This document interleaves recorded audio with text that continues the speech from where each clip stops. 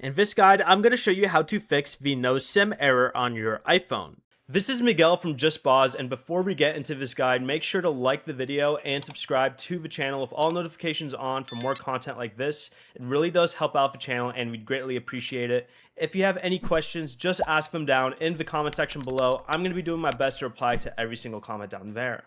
First, open settings and tap cellular under the Bluetooth option. And select your SIM or your phone line and make sure the option that says turn on this line is enabled. If your iPhone uses a physical SIM card, power off the device and remove the SIM tray. Check that the SIM card is positioned correctly, then firmly reinsert the tray before turning your iPhone back on. If you don't have a physical SIM, return to the cellular settings, scroll down and select Add eSIM. You can transfer an eSIM from another device, use your carrier's app, or scan the QR code provided by your mobile carrier. And once the SIM or eSIM has been activated, wait a few moments for your iPhone to reconnect to the cellular network. Before you leave, remember to like the video and subscribe to the channel with all notifications on for more content like this. It really does help out the channel and we'd greatly appreciate it. And if you did have any questions, just ask them down in the comment section below.